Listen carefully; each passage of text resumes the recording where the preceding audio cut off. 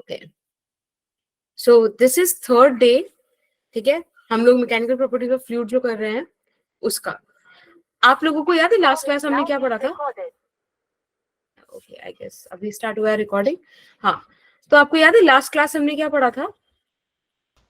Ma'am YouTube problems. Yes, very good, YouTube problems की थी। और बताओ कुछ और करा था हमने? न्यूमेरिकल्स भी तो किए थे कितने सारे, याद है? यस मैम, क्वेश्चंस भी। वेरी गुड, वेरी गुड, ठीक है। आज ना मैंने आपको जैसे कि लास्ट क्लास में बोला था कि हम अब पास्कल्स लॉ और Archimedes principal, application of that, ये सब करने वाले हैं। आपको याद है कि हमने कल बैरोमीटर भी पढ़ा था, जिसमें मैंने आपको 760 mm ऑफ Hg का सिग्निफिकेंस बताया था, याद है? बात हुई थी हमारी, हाँ? Yes ma'am. ओके, अब मेरा एक क्वेश्चन था आपसे उस चीज को लेके, ताकि हम रिवीजन कर पाए, मतलब like you know with questions. एक सेकंड रुको, this would be the flow of our topic. एक सेकंड, दिस वन, ठीक है। चलिए, वेटेज वगैरह का मैंने आपको बता ही रखा है, एक बार फिर से देख लीजिएगा। तो हमने कल डिस्कस किया था बैरोमीटर, राइट? मैंने बोला था कि बैरोमीटर एक डिवाइस है जिससे हमको ये पता चला कि एक्चुअली एटमॉस्फेरिक प्रेशर का वैल्यू कितना है, राइट? अ डिवाइस, एक second, a device which is used to measure the atmospheric pressure. बेटा मेरा आपसे क्वेश्चन है कि ये बताओ, हमने उसमें मरकरी ही क्यों लिया? याद है मैंने आपको बताया था कि एक ट्यूब था, हमने उसको इन्वर्ट करके ऐसे रख दिया था ना। तो क्वेश्चन इज कि why I took only mercury, mercury ही क्यों लिया मैंने? मैम क्योंकि वो बताओ। एटमॉस्फेरिक टेम्परेचर पे लिक्विड होती है। तो वाटर भी तो ले सकते थे, वाटर क्यों नहीं?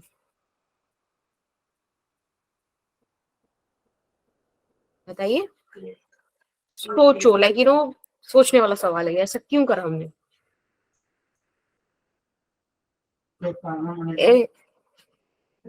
हाँ,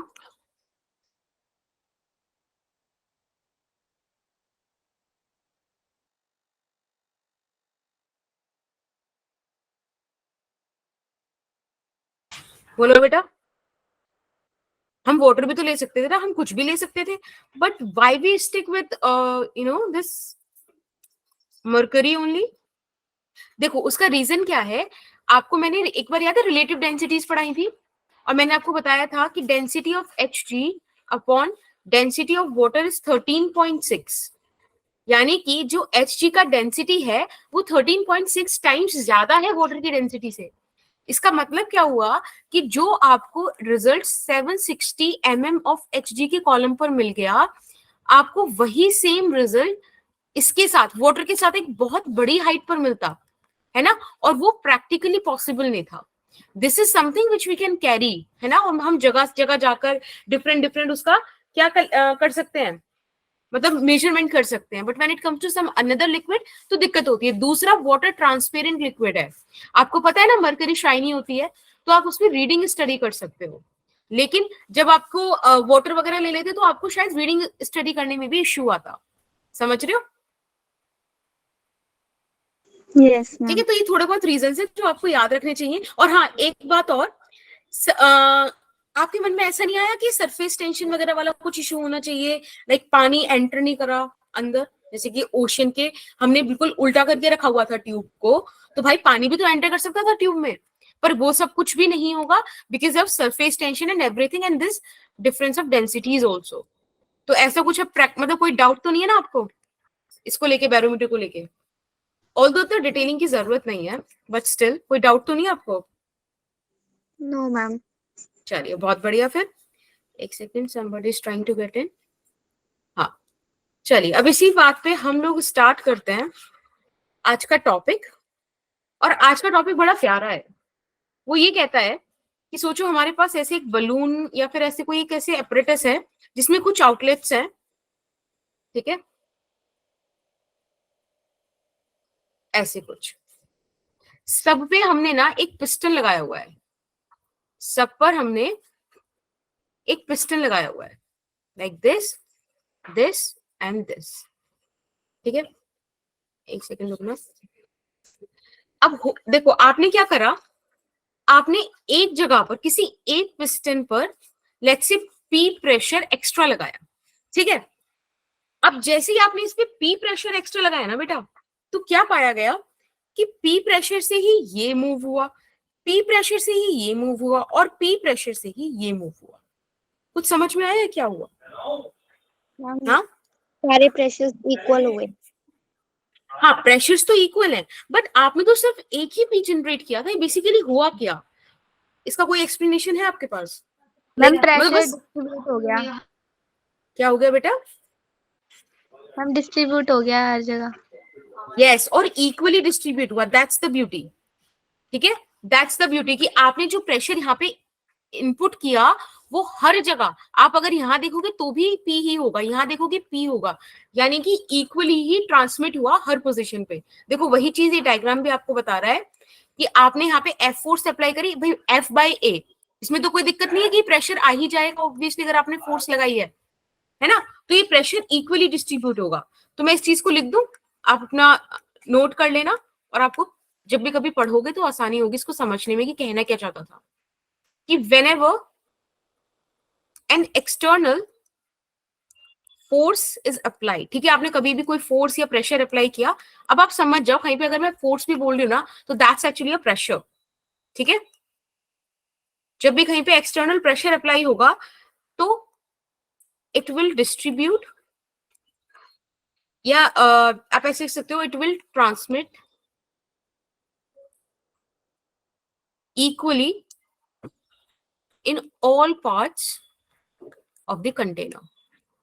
Is that okay? वेसल या कंटेनर कुछ भी बोल दो, but this is the fact. तो एफ फोर्स लगाया, लेट्स सी यहां पर पी प्रेशर जनरेट हुआ, हाँ तो लेट्स सी यहाँ पे पी प्रेशर जनरेट हुआ, बेटा वही पी प्रेशर इधर इधर इधर हर जगह होगा।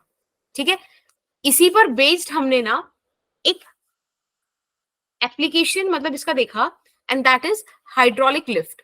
बहुत यूज होता है इसका, इसको कुछ जगह पर आपको फोर्स मल्टीप्लायर कर कर भी दे दिया जाएगा। ठीक है, कि फोर्स मल्टीप्लाई हुआ है, मतलब कि आप एक एंड पे लगाओगे कम फोर्स और वो कई गुना मल्टीप्लाई होकर दूसरे एंड पर आपको विजिबल होगा। जैसे कि भाई ऐसे सोचो कि यहाँ पर आपने किन्हीं दो बंदों को खड़ा किया, ज्यादा वेट थोड़ी होगा, ठीक है, खड़ा किया, लेकिन उनकी जरा से मूवमेंट से एक कार ऊपर लिफ्ट हो गई, तो समझ रहे हो फोर्स मल्टीप्लाई हुआ यहाँ पर। कैसे हुआ, मतलब क्या करा हमने, वो हम देखेंगे अभी। अच्छा, किसी को लास्ट स्लाइड में से कुछ नोट करना था या सबने कर लिया था? कर लिया। ठीक है, दैट्स कूल। अब ऐसे सोचो कि आपने F1 फोर्स लगाई इतने एरिया पर, ठीक है, ये सोचो कुछ डेल्टा पी प्रेशर यहां पर जनरेट हुआ, ये नीचे गया। ठीक है, delta P is equals to F1 into A1 let's say. अब बेटा यही तो डेल्टा पी है जो हर जगह इस लिक्विड में ट्रांसमिट होगा।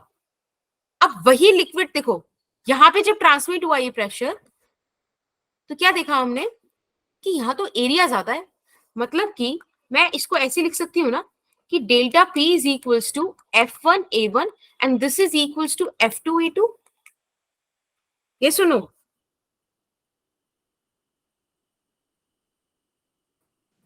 एक सेकेंड, मैंने गलती से F1 A1 लिख दिया, इट्स एक्चुअली F1/A1 प्रेशर है ना। बोलो, ऐसे लिख सकते हैं हम लोग? बोलिए, हाँ मुस्कान बोलो। मैम अभी आपने कहा कि जो प्रेशर जनरेट होगा वो इक्वल होगा, तो मैम ये दो लोगों का वेट से जो प्रेशर जनरेट होगा वो एक कार को कैसे लिफ्ट कर सकता है? यस यस, वही, अगर आप ध्यान से यहाँ पे नोट करो तो आपको दिखेगा कि इधर ना एरिया छोटा है, this A1 is lesser than A2, है ना, और मैं क्या कह रही हूँ, इनका डिवीजन बराबर है। तो एक्चुअली हम लोग क्या करने वाले हैं, हम इनका ये चीज यूज करेंगे कि एक का एरिया कम, एक का एरिया ज्यादा है। तो इसीलिए एक बात मुझे बताओ, अगर इस क्वांटिटी में मैं बोलूं कि A1 कम है और A2 बहुत ज्यादा है, और फिर भी मैं यहाँ पे इक्वलिटी लगा रही हूँ, तो आपको समझ में आ रहा है ये चीजों को डिफर होना पड़ेगा। अगर A1 छोटा है A2 से, तो इस इक्वेशन को सेटिस्फाई कराने के लिए बेटा F1 को क्या होना पड़ेगा? मैम F2 से छोटा पड़ेगा। यस। और अगर आपको और फील लेना है इस चीज का, तो हम थोड़ी सी और कैलकुलेशन कर सकते हैं और बहुत बढ़िया बढ़िया यहाँ से इक्वेशंस निकाल सकते हैं। मतलब मेन बात तो यहीं पर है, बट ठीक है, और थोड़ा सा इसको फर्दर सिंप्लीफाई करते हैं। एक काम करो, फोर्सेस का रेशियो और एरिया का रेशियो इस तरह से लिख दो। अब कोई दिक्कत नहीं ना? बात तो सेम ही है ना, सेम इक्वेशन को उसमें थोड़ा सा इधर उधर करके लिख दिया। अब मेरा कॉन्सेप्ट या क्वेश्चन आपसे ये है कि एक बात मुझे बताओ, अगर मैं आपसे बोलूं कि ये जो एरिया A2 है, let's say it is 50 times of area A1, ठीक है, मैंने ऐसे बोला, भाई दिख भी रहा है कि एरिया ये वाला काफी ज्यादा है और ये वाला कम है, ठीक है। तो मैंने आपसे बोल दिया कि भाई ऐसा समझ लो कि A2 is equals to 50 times of A1, ठीक है। आप जरा यहाँ पे पुट करके देखना, F2 by F1 is equals to 50 times of A1 divided by A1, A1 से A1 कैंसिल, क्या F2 50 times of F1 आ रही है? Yes ma'am. See, this is the reason why I am calling this device a force multiplier. ये reason है कि इसलिए हमने force multiplier बोला, क्योंकि F1 is the force that you have applied and F2 is the force that you get as the output. Feel हुआ इस चीज को? कोई आपसे पूछे कि ये किस बात पर काम करता है, तो ये कंजर्वेशन ऑफ एनर्जी पर काम करता है, ठीक है। Energy is conserve. भाई आपने क्या करा, आपने यहां से कूद के इधर काम किया, इधर डिस्प्लेस किया। आपको पता है ना, वर्क और एनर्जी एक ही चीज होती है। आपने यहाँ पर फोर्स अप्लाई किया, यहाँ पे डिस्प्लेसमेंट हुआ, उसके बदले आपको यहाँ डिस्प्लेसमेंट मिल गया। तो कुल मिला के आपने कंजर्वेशन ऑफ एनर्जी को बिल्कुल पूरी तरीके से फॉलो किया, ठीक है, 100% फॉलो किया। आप ऐसे लिख सकते हो कि F1, let's say H1 displacement आपने किया था, आपको F2 और H2 डिस्प्लेसमेंट मिला। भाई कंजर्वेशन ऑफ एनर्जी का मतलब यही तो है कि वर्क बराबर हो, ये सुनो। Yes ma'am. That's cool. हम इसको और कैसे कैसे लिख सकते हैं? एक बात मुझे बताओ, क्या आप ऐसे भी बोल सकते हो कि आपने जितना वॉल्यूम इधर डिस्प्लेस किया, फॉर एन एग्जाम्पल आपने इतना पानी जो था या जो भी लिक्विड था, इसको नीचे डिस्प्लेस करा, ऐसे कूदने के बाद इतना डिस्प्लेस किया आपने, तो आई थिंक ये हो जाएगा A1H1, और इतना ही लिक्विड क्या है, इधर से ऊपर गया होगा, ठीक है, जिसे आप बोल दोगे A2H2। क्या ये डिस्प्लेस्ड वॉल्यूम्स भी इक्वल होंगे? Yes ma'am. यस, बिल्कुल इक्वल होंगे। और यहीं से आपको ये दूसरा एक्सप्रेशन मिलता है। बेटा ध्यान रखना, ये दो बातें बहुत इंपॉर्टेंट है when it comes to hydraulic lift. एक तो कंजर्वेशन ऑफ एनर्जी और एक वॉल्यूम डिस्प्लेस्ड, ठीक है। और बाकी आपको पता ही है कि फोर्स मल्टीप्लायर वाली फील मैंने आपको इधर से दी, and this is the definition of this hydraulic lift. याद रखोगे? Yes ma'am. चलिए बहुत बढ़िया। सेकंड, अगर आपको कुछ नोट करना है तो आप नोट कर लो, अदरवाइज हम आगे चलें। Ma'am done. Cool. एक क्वेश्चन है, ठीक है, मैं यहाँ पे ड्रॉ करती हूँ, आप मुझे उसका आंसर बताना। एक हाइड्रोलिक लिफ्ट ही ड्रॉ करता है एक्चुअली, ठीक है। यहाँ पे area come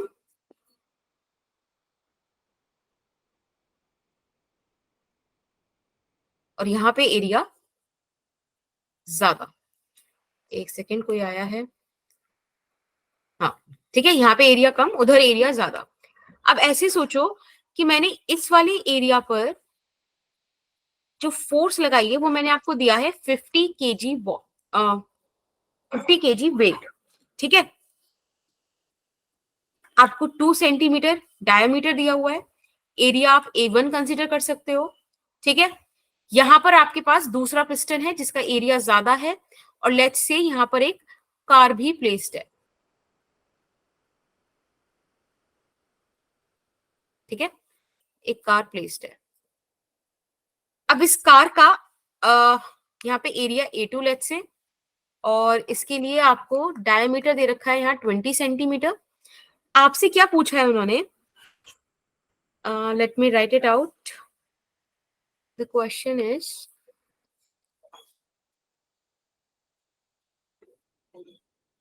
find the force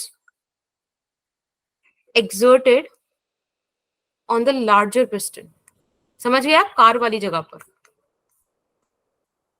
first तो पार्ट ये है, और इसका एक सेकंड क्वेश्चन और है आपसे बेटा। बोला गया है कि जब स्मॉलर पिस्टन यानी कि A1 एरिया वाला piston, when the smaller piston moves through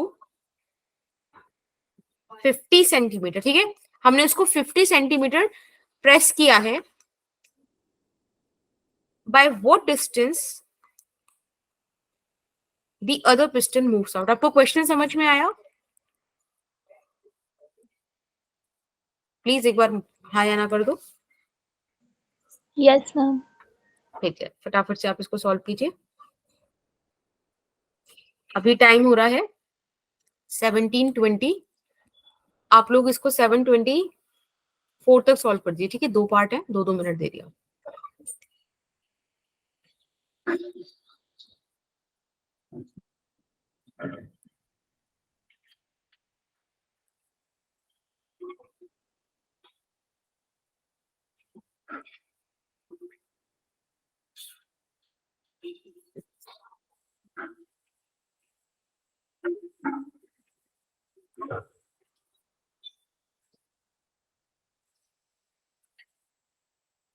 अच्छा, आपको केजी वेट का मतलब पता है? मैं यहाँ पे लिख देती हूँ। अगर आपको कभी ऐसे दिया ना, जैसे यहाँ पे दिया हुआ है 50 केजी वेट, इसका मतलब होता है 50 इंटू जी इतना न्यूटन, तो मतलब 500 न्यूटन का फोर्स आपने लगाया है, ठीक है। तो अगर केजी डब्ल्यू टी दे रखा है तो आप उसी में आंसर कर दो, अदरवाइज ये इसका मतलब होता है।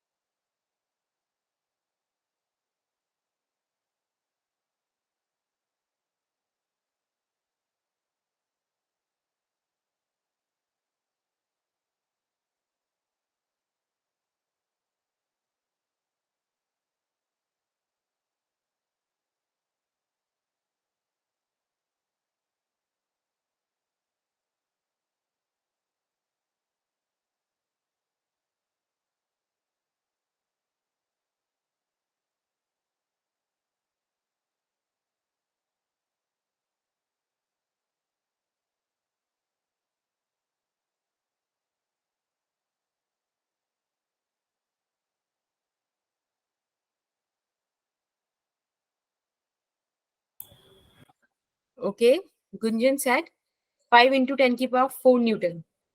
गुड, वेरी गुड बेटा, बिल्कुल सही आंसर दिया है आपने, बहुत बढ़िया।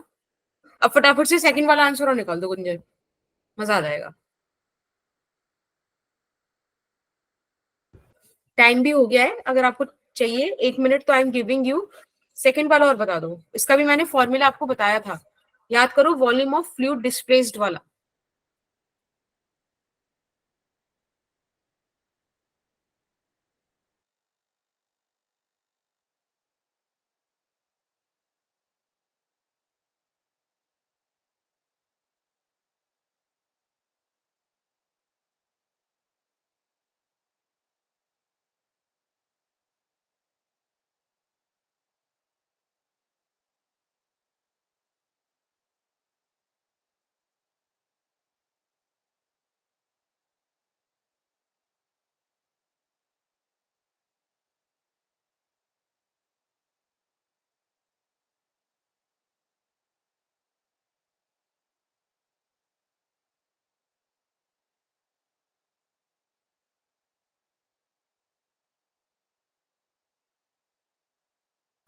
बेटा टाइम हो गया, मैं करा दूं?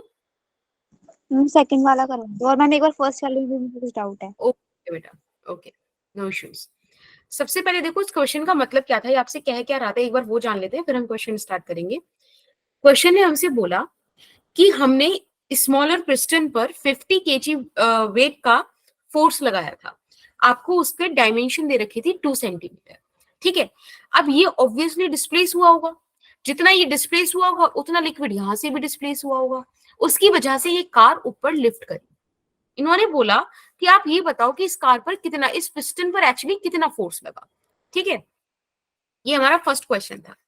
बेटा मैंने आपको बताया था कि अगर हम हाइड्रोलिक लिफ्ट की बात करते हैं तो हाइड्रोलिक लिफ्ट हमसे बोलता है कि pressure is suppose to be equal, pressure is equally transmits. ठीक है, यही तो पास्कल लॉ था, प्रेशर इक्वली ट्रांसमिट होगा। अगर ये बात है तो आप ये देखो कि जो फोर्स आपने स्मॉलर पिस्टन पे लगाई अपॉन उसका एरिया इस चीज के बराबर होगा। ठीक है, इन्होंने बोला कि आपने 50 केजी WT फोर्स लगाया, केजी वेटी मान लेते हैं, हमको क्या इश्यू आ रहा है। अब यहाँ पे एरिया लिखना है बेटा, एरिया आप हमेशा ध्यान रखो, ये जो पिस्टन है ये वाला एरिया आप लोगे तो इट्स एक्चुअली अ सर्कल, है ना। और जब आप सर्कल का एरिया लोगे तो सर्कल का एरिया पाई आर स्क्वायर होता है, यहाँ पे आपको डायमीटर दे रखा है, तो क्या आप इसको पाई डी स्क्वायर बाय 4 लिख सकते हो। अब मेक श्योर करना कि यहाँ पर आप 1 लिखना ना भूलो, क्योंकि ये फर्स्ट पिस्टन यानी कि स्मॉलर पिस्टन की बात हो रही है। किसी को कोई इश्यू इस एक्सप्रेशन में?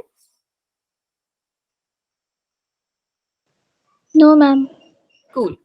अब आ जाइए इधर, आपको F2 तो निकालना ही है, फिर आपको उन्होंने यहाँ पे D2 भी दे रखा है। अब यहाँ पे जो जो कट रहा है उसको हटा देते हैं और बाकी वैल्यूज निकाल लेते हैं। तो यहाँ पर आपके पास बचा 50 D1 का स्क्वायर इंटू D2 का square is equals to F2। बेटा फटाफट से F2 का वैल्यू आप यहाँ पे कैलकुलेट कर दीजिए। देखो D2 कितना दे रखा है आपको, 20 सेंटीमीटर। D1 दे रखा है, सॉरी हाँ D1 दे रखा है 2 सेंटीमीटर। ठीक है, तो यानी कि ये हो जाएगा 50 इंटू 2 का स्क्वायर, राइट। मैम 20 का स्क्वायर। अच्छा हाँ सॉरी, एक मिनट, 20/2 का स्क्वायर इस तरह से।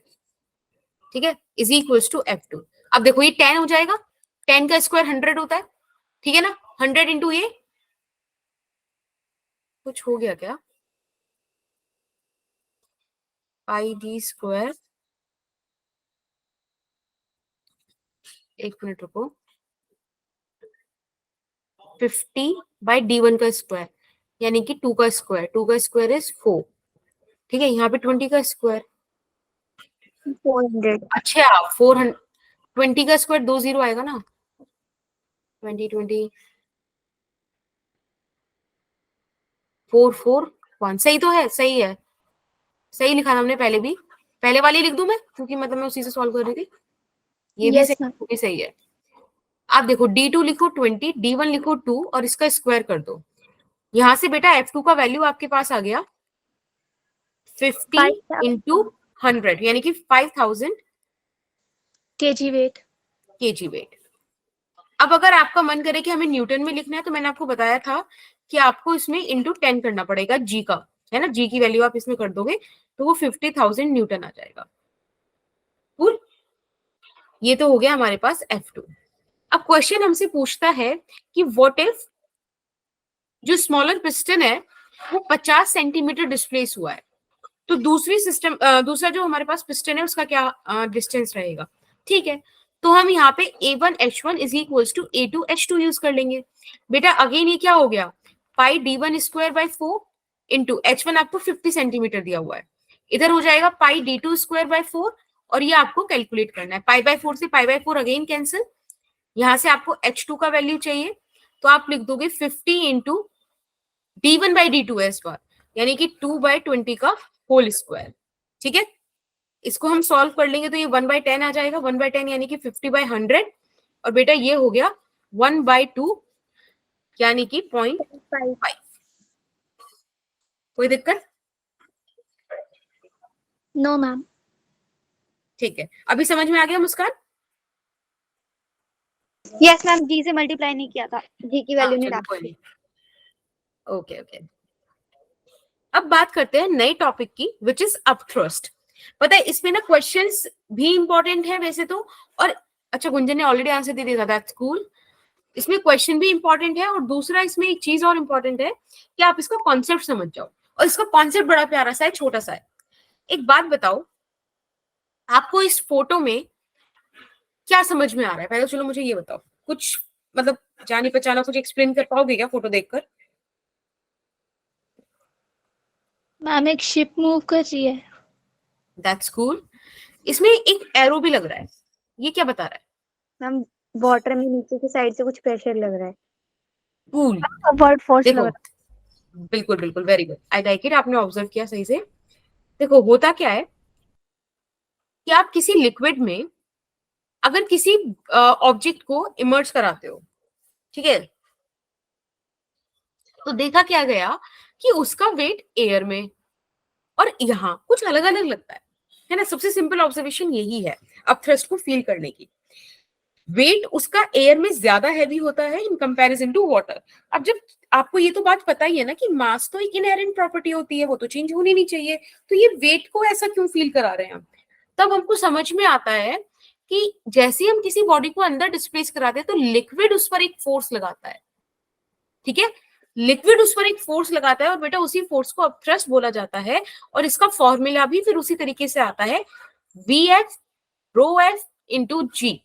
इसका मतलब होता है वॉल्यूम ऑफ फ्लूइड डिस्प्लेस्ड। अब आप एक बात बताओ, अगर आपने इतना पोर्शन ऑफ द बॉडी अंदर डिप किया है तो उसने अपनी जगह बनाई है ना वाटर में। अगर ये यहाँ नहीं होता तो पूरा पानी पानी पानी होता ना यहाँ पर, बट अब वो पानी हट गया ना जब ये बॉडी अंदर गई। जैसे कि यहाँ पर आपको दिख रहा है ये इतना पोर्शन जो डिप्ड है, इतनी जगह बनी होगी ना, इतना फ्लूइड डिस्प्लेस हुआ होगा ना उस जगह से।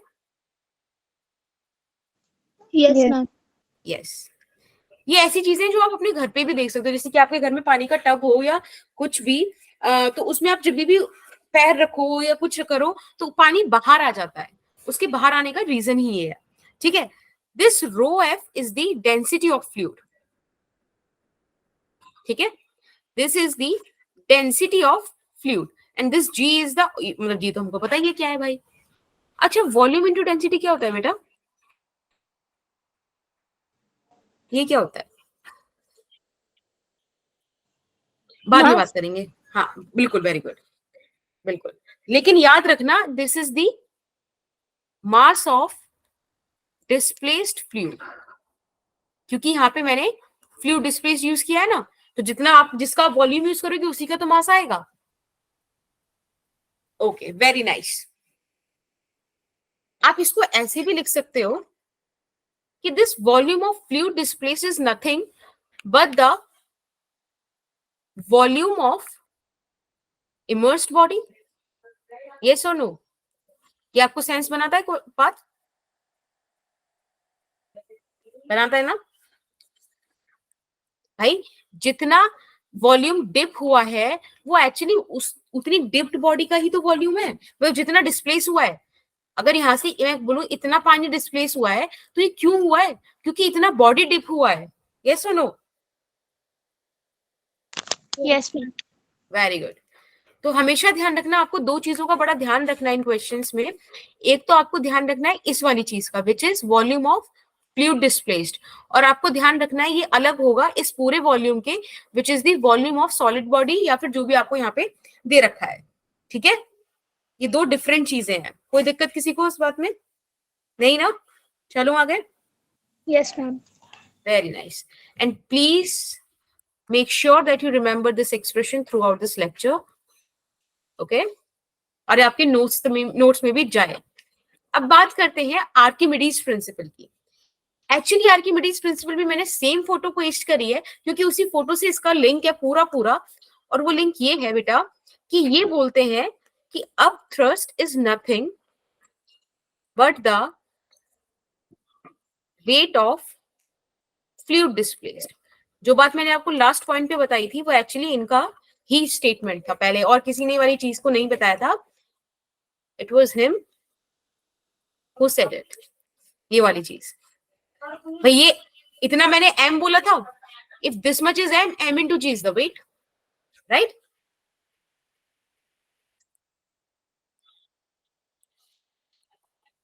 बोलो।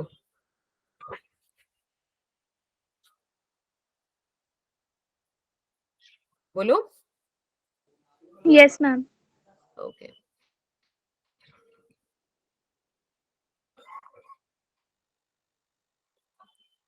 चलिए बहुत बढ़िया। फिर ये वाली चीज ध्यान रखना, और कुछ भी नहीं है Archimedes principle, it's just that कि upthrust is equals to weight of fluid displaced. अब इन बातों पे हम करते हैं कुछ क्वेश्चंस। जैसे कि ये क्वेश्चन आपके सामने है जहां बोला गया है कि एक स्टोन है, उसका डेंसिटी 3 kg पर मीटर क्यूब है। ये क्या लिखा हुआ है? 3000 kg per meter cube, which is submerged in the water. If the mass of stone is 30 kg, find the upthrust. फटाफट से सॉल्व कीजिए, मैं आपको पोल दूंगी, आप वहीं पे आंसर कीजिएगा। अभी टाइम हो रहा है 17:36, आप लोग 17:38 तक सॉल्व करके बता दीजिए।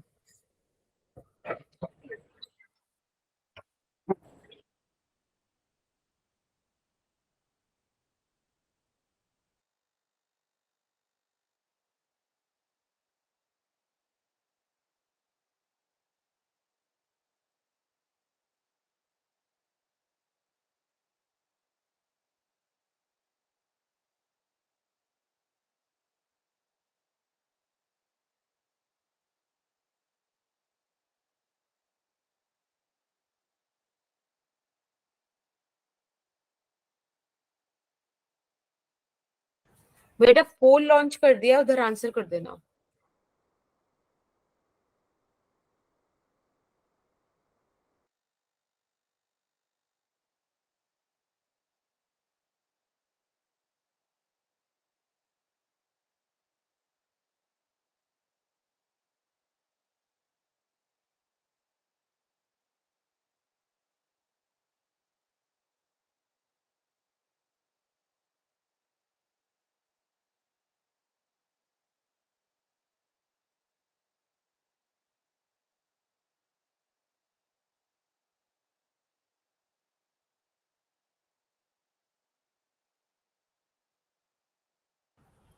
Okay Gunchan, very nice. अभी 1 मिनट और है हमारे पास, ठीक है? हम लोग उधर आंसर करेंगे फटाफट से।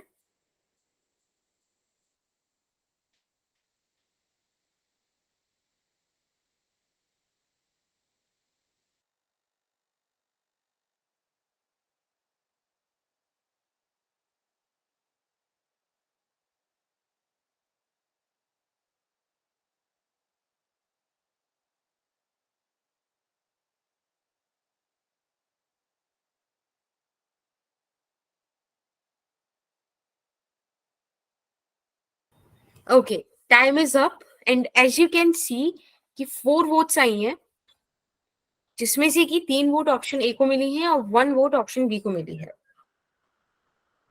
दैट्स कूल, बढ़िया। और कोई आंसर करना चाहता है? Because it's still your time, otherwise I take over.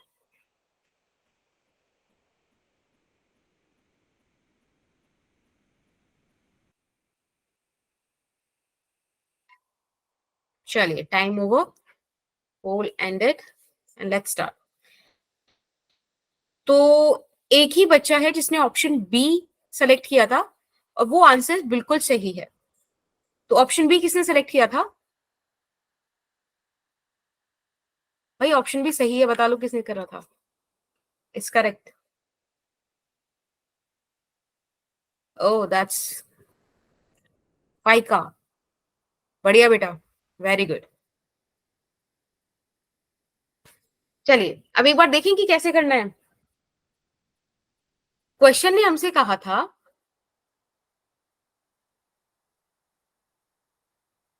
कि स्टोन ऑफ डेंसिटी, हमको डेंसिटी ऑफ स्टोन दे रखा है 3000 kg पर metre cube. Very good. Which is submerged. बेटा सबमर्ज समझ में आता है? सबमर्ज्ड का मतलब है, एक सेकेंड,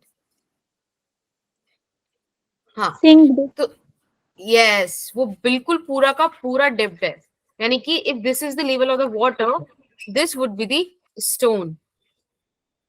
इस तरह से पूरा डिप्ड है। तो आपको मैंने अपथ्रस्ट का जो भी फॉर्मूला बताया था बेटा, that is VF rho F into G। अब एक बात बताओ, यहाँ पे मैं क्या लूं फ्लूइड डिस्प्लेस्ड का वॉल्यूम? 2 घंटा पढ़ाई पूरा कर ले मैम, कुछ भी नहीं होगा ना। नहीं, mass of solid divided by density of solid.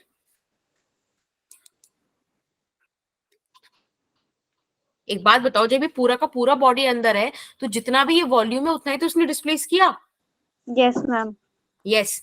फिर डेंसिटी ऑफ फ्लूइड, भाई वाटर है हमारे पास, है ना, तो डेंसिटी ऑफ फ्लूइड तो 10⁻³ हो जाएगा, जी का वैल्यू 10। अब बेटा मास ऑफ सॉलिड आपको दे रखा है 30 kg, आपको डेंसिटी दे रखी है 3000, ये हो गया आपके पास 10⁻⁴। सॉल्व कर देते हैं, तो दिस 1/100 यानी कि 10⁻², 100 न्यूटन आपका आंसर आया। Is that fine? Option B, बोलो समझ आया? Okay, very nice. इसी बात पे ये वाला क्वेश्चन कर दीजिए फिर। यहाँ पे हमें बोला है we have an iron cube of mass 5 kg and side 10 centimetre which is suspended by a thread in water, find the tension in the thread. बढ़िया क्वेश्चन है, मैं फिर से पोल लॉन्च करूंगी, आप उधर ही आंसर कीजिएगा। 1741 हो रहा है, 1743 तक आंसर कर दीजिए। मैम एक बार लास्ट स्लाइड दिखाना। हाँ जी बेटा, एक सेकेंड।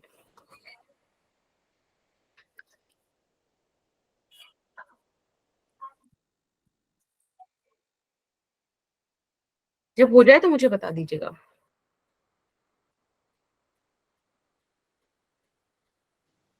मैम ये डेंसिटी ऑफ फ्लूइड की जगह पे क्या लिखा है?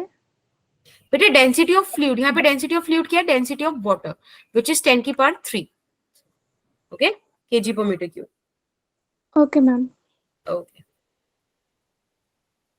चलिए इसका टाइम थोड़ा बढ़ा देते हैं क्योंकि अभी 42 हो गया है,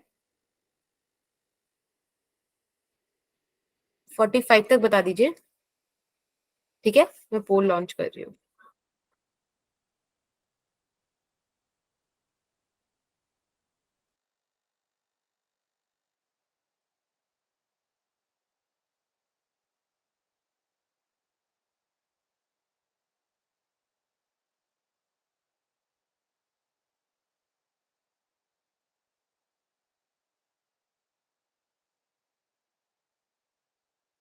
मैम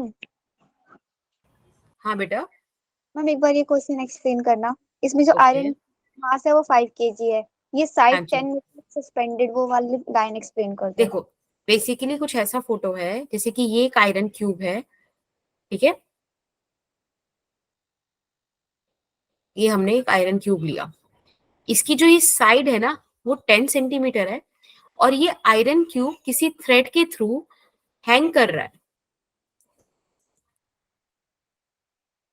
और इन्होंने क्या करा है कि इस पूरे सिस्टम को वाटर में कर दिया है, ठीक है, वाटर में ये सिस्टम है। अभी मैम आपसे पूछ रहा है, हाँ पूरा सिस्टम वाटर में ही है ना? हाँ, ये देखो कितना मैंने इसे दिखाया ना, मतलब थ्रेड डूबा हुआ, देखो बोला ना suspended bye thread in water, तो ये ऐसे चीज है। अभी आपसे पूछ रहे हैं कि आप बता दीजिए टेंशन कितना होगा थ्रेड में, ठीक है? ये वाले डायग्राम से बहुत हेल्प हो जाएगी आप लोगों की, फटाफट से आंसर कर दीजिए।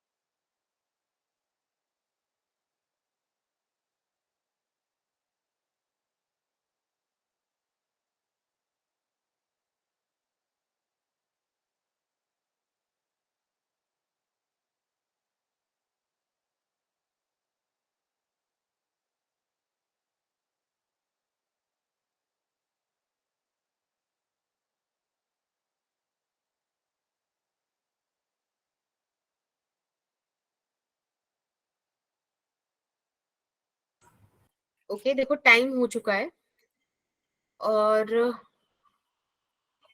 अब तक सिर्फ 2 बच्चों ने वोट किया है।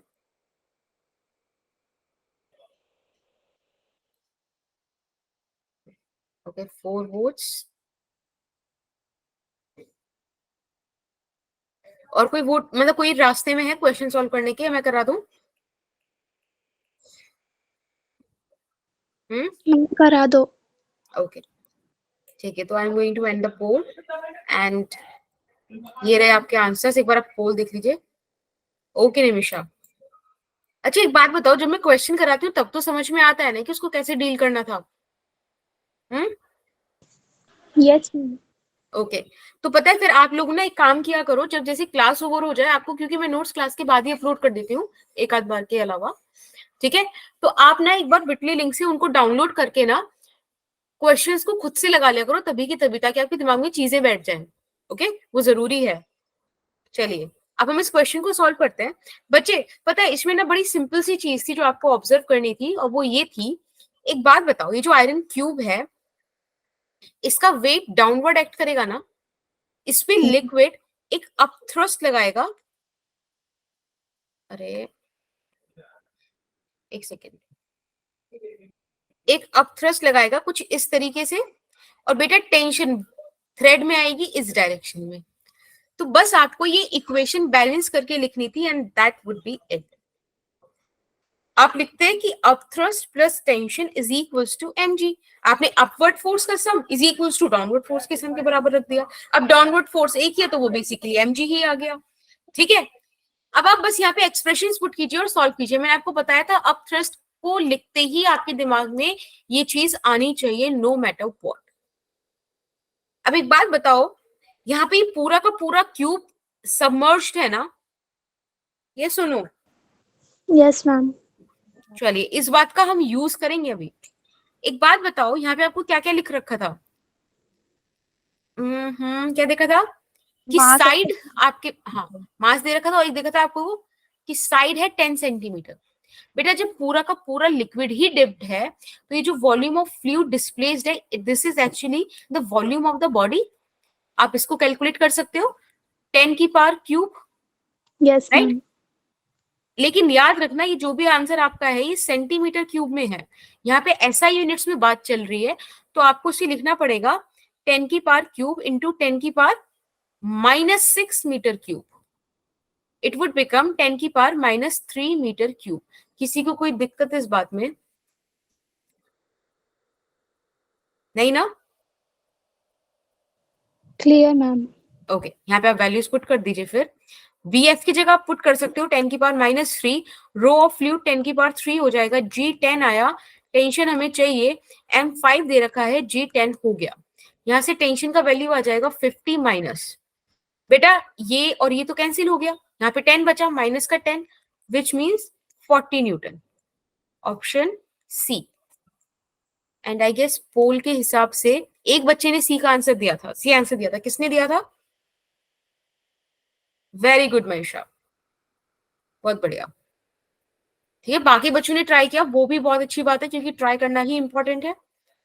इसी बात पे एक और क्वेश्चन करते हैं।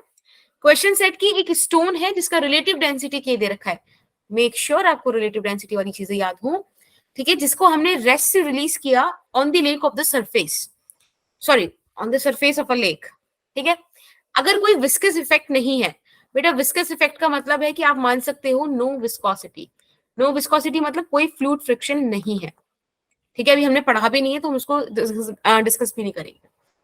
इन्होंने बोला कि स्टोन सिंक कर जाता है वाटर में, तो बताइए किस एक्सेलरेशन के साथ सिंक करेगा? एक बहुत प्यारा क्वेश्चन है, मैं बस आपको एक आइडिया दे देती हूँ कि हमेशा ध्यान रखना net force is equals to mass into acceleration होता है as per the Newton's laws.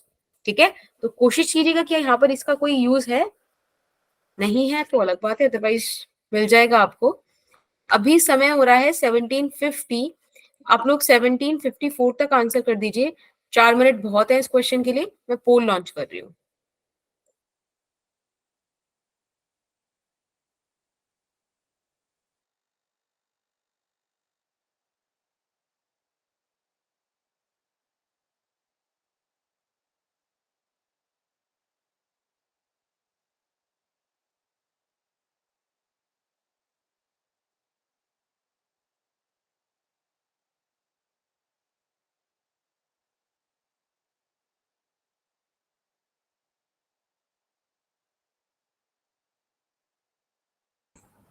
बेटा पोल लॉन्च हो गया, आप आंसर कर देना।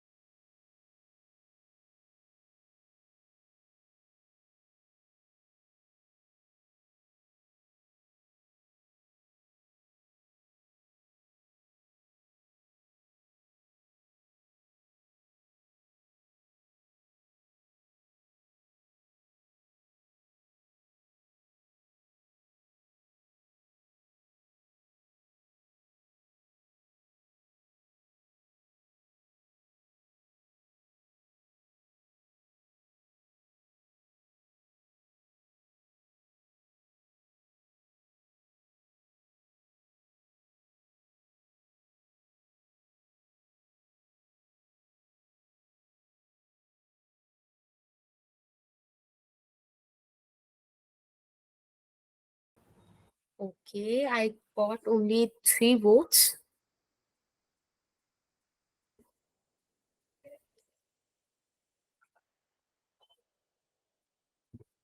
नहीं, actually 2 votes.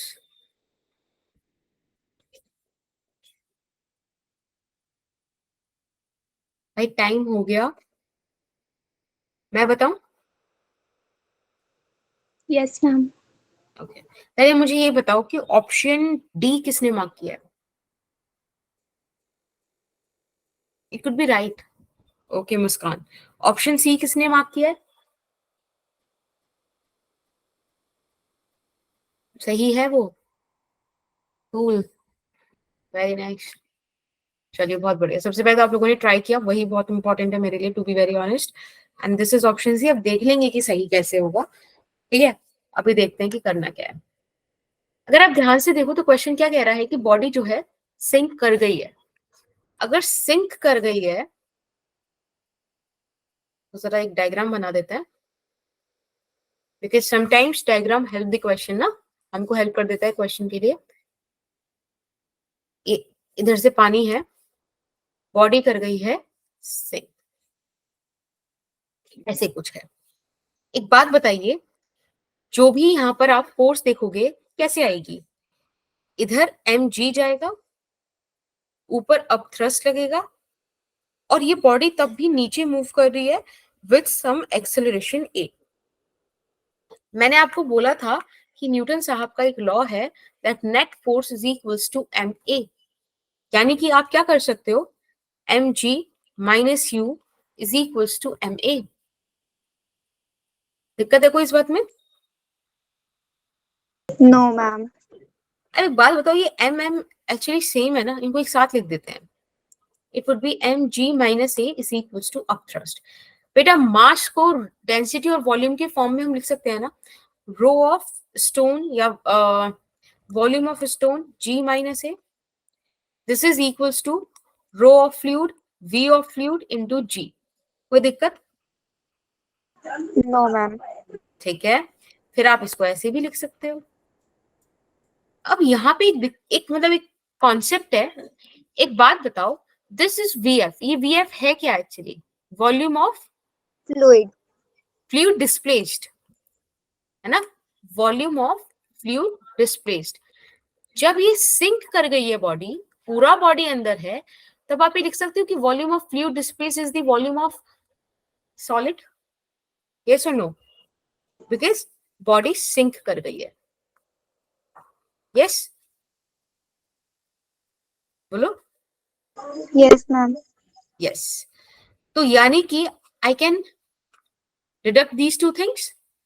तब आपके पास बचा यहां पर g minus A is equals to G. Question ने आपको कहा था कि रिलेटिव डेंसिटी इज k. बेटा रिलेटिव डेंसिटी k है तो रिलेटिव डेंसिटी यही तो होती है, यानी कि ये हो गया के जी माइनस के ए इज इक्वल्स टू जी. यहां से आपको a का वैल्यू चाहिए, तो इसको हम ऐसे लिख सकते हैं k ऐसे g k minus 1 is equals to K A. यहां से a का वैल्यू आ जाएगा g k minus 1 divided by k. यानी कि आप इसको फर्दर ऑप्शंस को मतलब मैच करने के लिए इस तरीके से भी लिख सकते हो, which is your option C. कोई इशू? मैम बस साइन में थोड़ी सी गड़बड़ हो रही थी। ओके कूल, कोई नहीं. अभी आपको समझ में आ गया कैसे वो सही होना था? Yes ma'am. चलो ये इम्पोर्टेंट है बस. चलो आगे.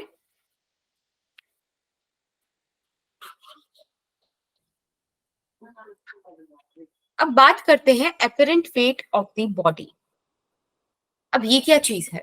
अभी भी मैंने आपको बताया था सबसे पहले अब थ्रस्ट की फील कैसे आई, कि जो एक बॉडी है, अगर मैंने उसको एयर में उठा रखा है तो बहुत एफर्ट लग रहा है मेरे को, मतलब ज्यादा वेट है. तो एक चीज है आपके पास weight of the body in the air. If air का वेट नहीं है, this is weight of a body in the air. ठीक है, फिर मैंने क्या किया, मैं कहा अब हमने को बाहुबली टाइप फील चाहिए, तो एक काम करते हैं, इसको एक लिक्विड में हम इमर्स करा देते हैं. ठीक है, सेम बॉडी समथिंग, देखो गलत मतलब ऐसे बन गई अलग सी, और आप समझ जाओ कि सेम है, एम मास की ही. अब मैंने इसको थोड़ा सा ही इमर्स कराया, बट आई फेल्ट कि now I can lift it. तो ये हो गया आपका एपरेंट वेट. ठीक है, this is the apparent weight. अब एपरेंट वेट का फॉर्मूला क्या है? जो भी वेट एयर में था minus up thrust, because weight is a kind of force ना. तो लग तो डब्ल्यू ही रहा था, लेकिन ऊपर अप थ्रस्ट आ गया, और तब आपके पास जो नेट वेट आया ना, दैट इज एपरेंट वेट. समझ में आता है क्या? Yes ma'am. ठीक है. अब ना एक चीज और है इसमें, डायग्राम को हमें थोड़ा सही करना पड़ेगा. यहाँ पे ना एपरेंट वेट के लिए कंडीशन है, और वो कंडीशन ये है कि जब आप एपरेंट वेट जैसी टर्म का बात करते हो ना, तब आप पार्शियली इमर्स को काउंट नहीं कर सकते, क्योंकि भाई फिर यहाँ पे अलग अलग चीजें हो जाएंगी. This thing is different, this one is different. तो हम ऐसे नहीं करेंगे.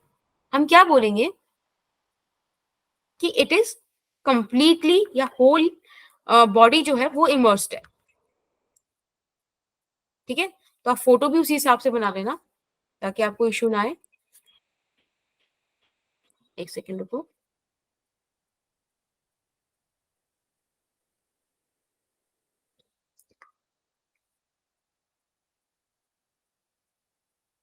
ठीक है, and here you will get the up thrust. बोलो समझ में आया वाला कॉन्सेप्ट कि it is the effective weight actually, right? नहीं आया क्या? ना क्या? ओके. अब मैं आपको 3 इंपॉर्टेंट फॉर्मूला बता रही हूँ जिनसे आप एपरेंट वेट के क्वेश्चंस निकाल सकते हो. अगेन अपने को इस बैच में इस चीज की टेंशन ही नहीं लेने की फॉर्मूला आया कहाँ से, जब तक वो बहुत ज्यादा कॉन्सेप्ट से रिलेटेड ना हो। एक तो मैंने आपको दे ही दिया कॉन्सेप्ट के थ्रू, राइट।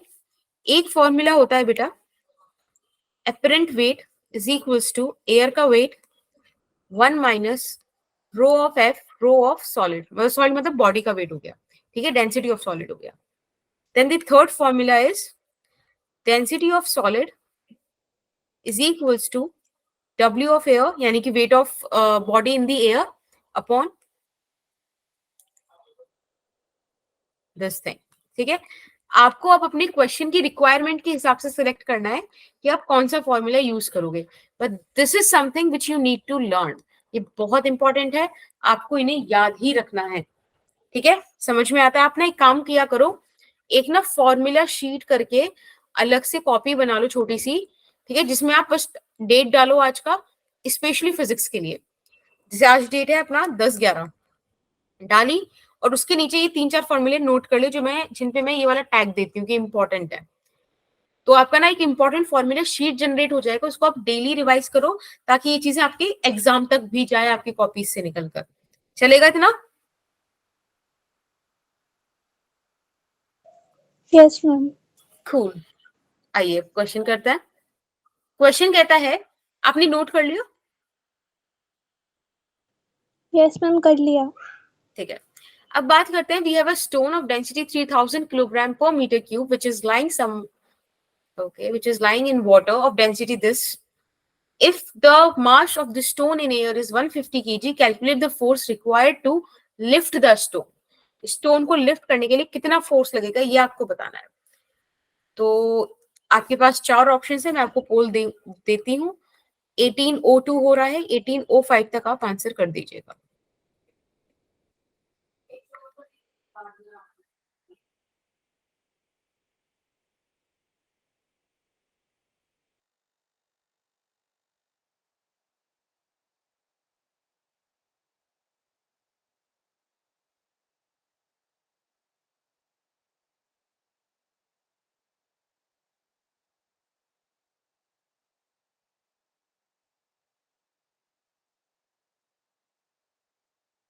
बेटा पोल लॉन्च कर दिया, आंसर कर देना जब भी आप पे आ जाए आंसर।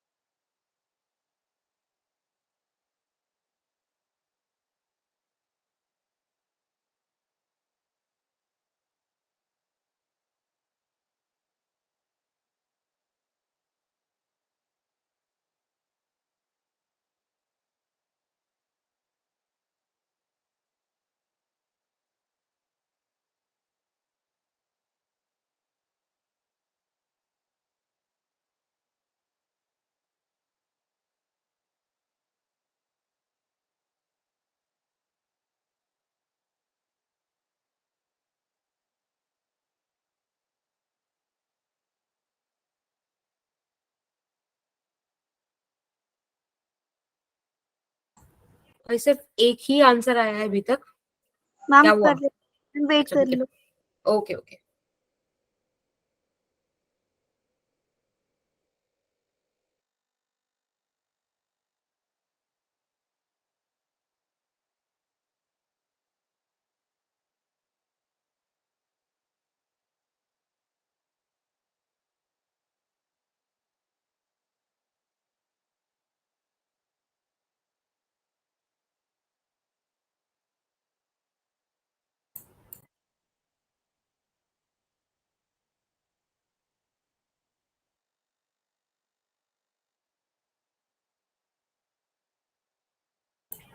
देखो 1805 हो रहा है, 1806 तक वेट कर लेते हैं, ठीक है, बता देना अब तक।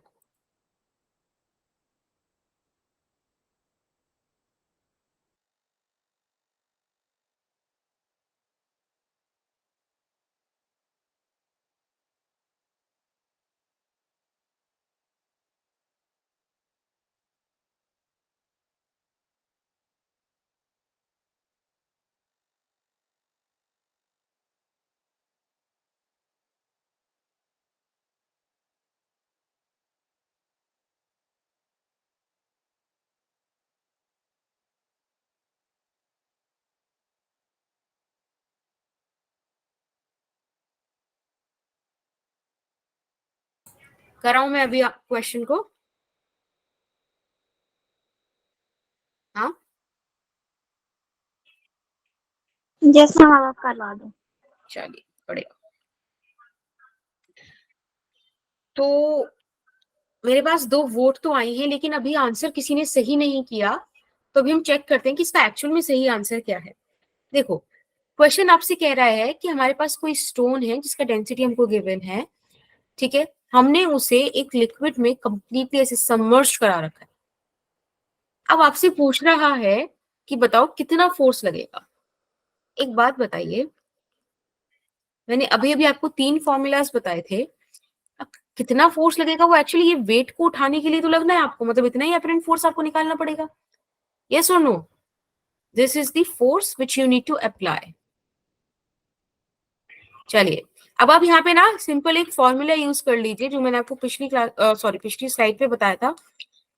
मैंने ये वाला फॉर्मूला इसलिए यूज किया क्योंकि मुझे फ्लूइड और सॉलिड दोनों का डेंसिटी गिवन था, ठीक है, तो ज्यादा इजी पड़ जाएगा इधर जाना। और वेट एयर में भी गिवन था 150, 1 माइनस, देखो फ्लूइड का वेट कितना दे रखा है, सॉरी डेंसिटी कितना दे रखा है आपको, 1000 kg/m3, राइट, और दूसरा आपको दे रखा है 3000, ठीक है, वैल्यूज पुट कर दी, सॉल्व करते हैं। 150, 1 minus 1/3, it would give me 2/3, and 50 into 2 कितना आया हमारे पास? 100। 100, ठीक है, 100 न्यूटन अपने पास आंसर। अरे 1000 है ये, कुछ हो गया क्या? क्वेश्चन सेट समथिंग डिफरेंट क्या? मैम एक ओह बार सॉरी सॉरी सॉरी, ये ना एक ये है मास ऑफ स्टोन दे रखा है ना, ये m दे रखा है, हम वेट की बात कर रहे हैं, तो this is actually m into g, है ना? अब सही आएगा, समझे ना क्या हुआ था? बोलो समझ आया? Yes ma'am. यस, वेट की बात थी, हमने खाली मास रख दिया था, इट्स एक्चुअली mg, तो इट्स ऑप्शन बी। चलिए अब बात मैम करते हैं, हाँ जी बेटा। मैम जैसे अगर हम फोर्स और अपथ्रस्ट वाला फॉर्मूला लगा के करें, और उसमें तो हम इक्विलिब्रियम कंडीशन का देखते हैं ना। ओके, तो आप उसमें फिर ये लगाओगे ना, देखो वैसे मैम तो पता उसमें है उतना। 1000 ही आ रहा था वैसे, force is equal to mg minus upthrust, पर हमें तो फोर्स अप्लाइड उसको लिफ्ट करने के लिए चाहिए ना, तो वो तो उससे ज्यादा होनी चाहिए। नहीं नहीं नहीं नहीं, पता है यही तो मतलब थोड़ा सा बस कॉन्सेप्ट है कि आपको ये चीज समझनी है, applied force is equals to apparent weight, बस इतनी ही फोर्स आपको लगानी है, उठ जाएगा वो, ठीक है। हमको कुछ एक्सेलरेशन वगैरह थोड़ी देना, अगर आप नेट फोर्स ज्यादा कर दोगे तो बस ऐसा होगा कुछ तेजी से निकाल दिया आपने, कोई इश्यू ही नहीं है, हमको तो बस उसको उठाना है, उसको देखना है कि कितना चाहिए अपने को, राइट? Okay ma'am. ओके, अच्छा एक और चीज, दैट्स गुड कि आपने उधर से सॉल्व किया, बट आपने आई गेस फील किया होगा कि कुछ ही लाइंस में आपका आंसर इन फॉर्मूला से आ गया, ठीक है ना। हमें कंपटीशन की तैयारी करें तो we need to save our time as much as we can, ताकि हम उन क्वेश्चंस पे अप्लाई कर पाए जिधर शायद थोड़ा टाइम ज्यादा लगा के हम आंसर ला सकते हैं। समझ रहे हो मैं क्या कहना चाह रही हूँ? Yes ma'am. ओके कूल, तो आप ना ट्रिक्स का यूज कर लिया करो, कोई इशू नहीं होता उनमें, और वरना कॉन्सेप्ट तो आपके पास है ही, तो दैट्स गुड ऑल्सो। अब बात करते हैं प्रिंसिपल ऑफ फ्लोटेशन, या एक्चुअली बात करूं मैं फ्लोटेशन की, कि फ्लोटेशन में क्या सिचुएशन है, क्या कंडीशन है, कब सिंक करता है, कब नहीं करता है, क्या होता है, वगैरह वगैरह। अभी मैं आपको ये फोटो बाद में दिखाऊंगी, पहले मैं condition for floatation and sinking की बात कर लेती हूँ। देखो आपके पास ना 2 डेंसिटीज होंगी डिस्कस करने के लिए, एक होगा आपके पास सॉलिड का डेंसिटी, यानी कि वो जो बॉडी आप इमर्स करते हो या जो भी आपके पास मतलब बॉडी डिस्प्लेस करती है वॉल्यूम। एक होगा आपके पास फ्लूइड। अब इसमें 3 केस बन सकते हैं, या तो सॉलिड का डेंसिटी ज्यादा होगा, या फ्लूइड का डेंसिटी ज्यादा होगा, या दोनों का डेंसिटी इक्वल होगा। बताओ, इसके अलावा कोई और केस बनाओगे क्या इनमें 2 कंडीशंस में?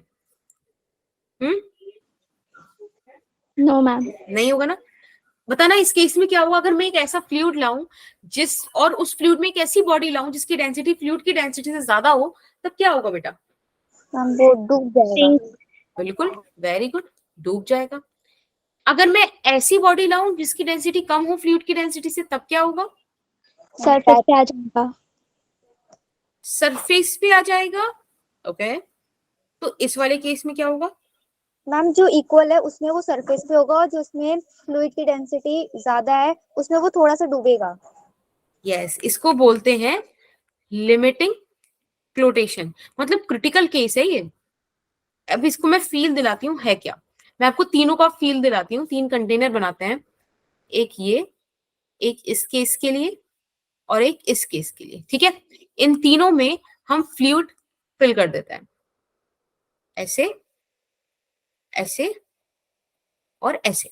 ठीक है, अब देखो, एक बॉडी है जो ज्यादा डेंसिटी लिए हुआ है, देखो यहाँ पे वो सिंक कर गई। एक बॉडी है जो बिल्कुल सेम इक्वल डेंसिटी पे, देखो इस तरीके से आ जाएगी, ऐसे। समझ रहे हो? सरफेस, जस्ट सरफेस के ऊपर, मतलब अंदर है लेकिन बिल्कुल सरफेस पर है। समझ रहे हो वाली चीज? This is limiting flotation. और अगर कोई बॉडी इस तरीके से है, तब ये इक्विलिब्रियम काइंड ऑफ सिचुएशन हो जाती है, फ्लोट करती है ऐसे। तैरती हुई चीजें ऐसी होती हैं। समझ में आया? This is the situation of floating. एक बार जरा आप ये वाली चीजें और देखो, इसमें इसी चीज को एक डिफरेंट, यहाँ पे मतलब देखो, एक डिफरेंट पैरामीटर यूज कर लिया अप थ्रस्ट। ठीक है, वहां पे मैंने डेंसिटीज की हेल्प से बताया था, यहाँ पे नेट फोर्सेस की हेल्प से बता दिया। आपको ये चीज फील आनी चाहिए कि इक्विलिब्रियम की कहानी है फ्लोटेशन की। सही है, flotation is all about equilibrium, जब फोर्सेस इक्वल है। अगर कोई भी फोर्स ज्यादा या वो है तो वो सिंकिंग या फिर इस वाली सिचुएशन में आ जाएगा। लिमिटिंग फ्लोटेशन एक अलग चीज है, वो डेंसिटीज की टर्म में आया। कोई दिक्कत किसी को? No ma'am. चलिए, ये फोटो मैंने इसलिए लगा देता, आपके दिमाग में रह जाएगा, और ये स्लाइड आपको एक्चुअल फील दे ही रही है उस टॉपिक का। अब बात करते हैं लॉ ऑफ फ्लोटेशन की। लॉ ऑफ फ्लोटेशन क्या है? एक्चुअली लॉ ऑफ फ्लोटेशन वो फर्स्ट वाली फोटो है जो आपको कह रही है कि up thrust is equals to mg। थोड़ा मेरा डायग्राम गंदा बन रहा है, ठीक है, एक सेकेंड रुकना बस। इस तरीके से, and if there is a body like this. अब इस पे आपको पता है ना 2 फोर्सेस लगेंगी, एक लग रही होगी बेटा इस तरह से अप थ्रस्ट, और एक लग रहा होगा डाउनवर्ड डायरेक्शन में mg। जब ये इनकी क्या वेरिएशन होंगी वो आपको वो फोटो बता रही है। मैं आपसे लॉ ऑफ फ्लोटेशन यानी कि नेट फोर्स जीरो यानी कि इक्विलिब्रियम सिचुएशन की बात कर रही हूँ। ठीक है, u is equals to mg। बेटा u कैसे लिखते हैं? अब तो काफी टाइम हो गया, अब बताओ प्लीज u को लिखने। Volume of fluid displaced multiplied by density of fluid displaced multiplied by g। Very nice बेटा। m को कैसे लिखूं अगर मैं बोलूं कि सॉलिड का डेंसिटी रो है और इसका वॉल्यूम v है, m को कैसे लिखूं? Density into volume. Very nice. g से g कैंसिल, आपके पास आया vf rho f is equals to rho s vs। किसी को कोई दिक्कत है इन चीजों में? सबको समझ में आता है ना कि इधर आपके पास फ्लूइड डिस्प्लेस्ड वाली कहानी चल रही है और ये आपके पास सॉलिड की बात चल रही है, सॉलिड बॉडी का यहाँ पे जिक्र है। ठीक है, इस चीज को आप याद रखना, ये लॉ ऑफ फ्लोटेशन है। ओके, अब ना हमारे पास एक और स्पेशल टर्म आती है इसमें, समझ रहे हो कि एक एक्सटेंशन है, और वो एक्सटेंशन इस बात पे है कि अगर आपके पास सिलिंड्रिकल या क्यूबिकल बॉडीज हो, अगर आपके पास सिलिंड्रिकल या क्यूबिकल बॉडीज हैं तो ही आप क्या कर सकते हो, ये वाला एक्सप्रेशन यूज कर सकते हो। और उसका रीजन सिर्फ इतना है क्योंकि इन दोनों ही शेप में आपके पास हाइट आती है ना, ये हाइट है, इसीलिए आप ये वाली शेप्स का जिक्र कर रहे हो, स्फीयर का यूज नहीं कर रहे, सिर्फ ये मतलब ये पॉइंट है और कुछ नहीं है। अभी आपने देखो ये निकाला था ना, V F rho F is equal to V S rho S. एक बात बताओ, अगर मैं आपको एक ऐसा सा, ज्यादा ही लीक हो गया ये, ऐसा इस तरीके का एक कंटेनर दूं जिसमें कुछ हद तक ये बॉडीज जो है इमर्स्ड है, ठीक है, क्या करें इसका? डिंग डिंग डिंग डिंग डिंग। बताओ क्या करें? सोच लो कि ये थोड़ा सा एच एफ इतना पोर्शन डिप्ड है, ऐसे यहां पर भी एच एफ हाइट डिप्ड है, अब क्या करें? Ma'am H minus H F. ना ना ना, याद करो ये वॉल्यूम ऑफ फ्लूइड क्या था, this is volume of fluid displaced, ये कहानी थी ना। तो एक काम करो, इसको ऐसे ना निकाल दूं, अगर मैं आपसे बोलूं कि बेटा दिस इज द एरिया, जैसे कि यहाँ पर अगर एक और मैं सरफेस बनाऊं तो ये एरिया होता बॉटम का, है ना, जहां पे अब थ्रस्ट लगेगा, तो आप इसको ऐसे नहीं लिख सकते कि A into H F rho F is equals to, solid का वॉल्यूम आप कैसे लिख सकते हो, A इंटू एच पूरा रो एस, ए से ए कैंसिल, आपको एक नई एक्सप्रेशन मिल गई only for cylindrical and cubical bodies. Is that fine?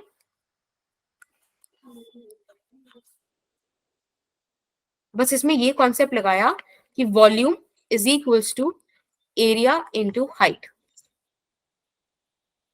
अब आपको अगर वॉल्यूम ऑफ फ्लूइड डिस्प्लेस चाहिए तो आपको उतनी ही तो हाइट लेनी पड़ेगी जो डिस्प्लेस्ड वाले पोर्शन में आ रही है, और आपको अगर पूरी बॉडी का चाहिए, होल बॉडी का, तो आपको पूरी बॉडी की हाइट लेनी पड़ेगी। बोलो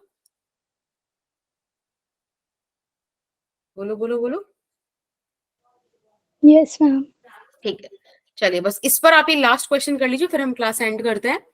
The question is कि we have an ice cube of density 900 kg per meter cube which is floating in water of density 1000 kg per meter cube. The percentage of volume of ice cube outside the water. Please शब्दों का जरा यहाँ पे ध्यान रखिएगा, उन्हीं का खेल है इस क्वेश्चन में और कुछ नहीं है। अभी समय हो रहा है 18:18, आप लोग 18:20 तक बता दीजिए, ठीक है? सुंदोस यस, अगर आप हो तो बिल्कुल यही डेली टाइम है, टाइमिंग आपकी क्लास का है, वैसे तो आपके ग्रुप पे भी शेयर हो जाता है। इट्स 5 PM पर आपकी फिजिक्स की क्लास होगी, और 2 दिन नहीं होती है, एक वेडनेसडे नहीं होती है और एक सैटरडे नहीं होती है, ठीक है? वेंसडे और सैटरडे 2 दिन आपकी फिजिक्स की क्लास नहीं होगी, बाकी दिन 5 PM पर होगी। मैम संडे को भी नहीं, संडे को तो नहीं होगी ना? हाँ संडे को तो नहीं होगी, वो भी इंक्लूड कर देती हूँ मैं। अब 3 दिन नहीं होती, 4 दिन होंगी, ठीक है? Okay ma'am. Okay.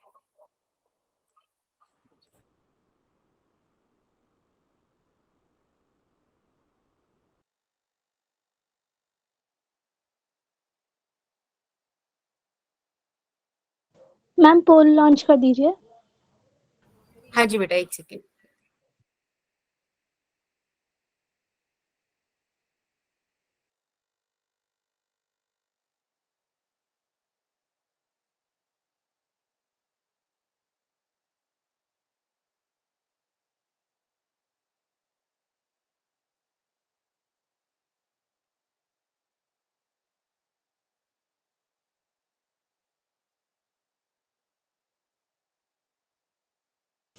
देखो बेटा पोल लॉन्च हो गया, आप लोग आंसर कर दीजिए।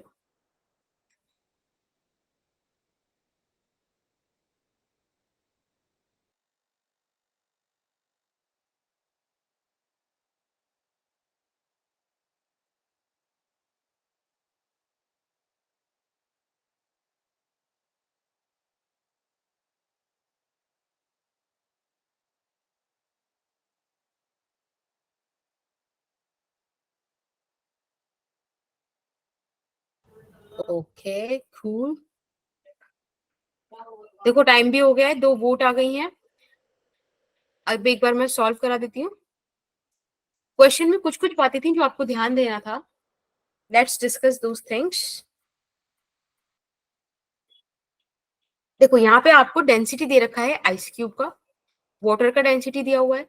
आपसे पूछा है वो परसेंटेज जो आउटसाइड हो, यानी कि इफ आई सेड कि आपके पास ये रहा कंटेनर, ठीक है, इस कंटेनर में इतना है पानी, तो ये जो आपका आइस क्यूब है ना बेटा, that is something like this. कुछ पोर्शन उसका अंदर है, कुछ पोर्शन उसका बाहर है। तो वो पूछ रहा है कि ये जो पोर्शन बाहर है ये एक्चुअली टोटल का कितना है। जब परसेंटेज में बात होती है तो आप टोटल 100 ले लेते हो, राइट। अब बचा हुआ हम कैलकुलेट कर लेते हैं। क्वेश्चन बोल रहा है कि दिस क्यूब इज फ्लोटिंग। मैंने आपको बताया था फ्लोटिंग के केस में you can use an expression which is V F rho F is equals to V S rho S. और अगर ये बॉडी के बारे में आपको डायमेंशंस वगैरह दी होती तो आप दूसरा वाला फॉर्मूला भी यूज कर सकते थे, because it is a cubical body, right. अब आप मुझे फटाफट से बता दो फ्लूइड डिस्प्लेस्ड कौन सा हुआ है, 1000 वाला हुआ है ना, यहाँ पे रख दो 1000। वॉल्यूम ऑफ सॉलिड कितना है,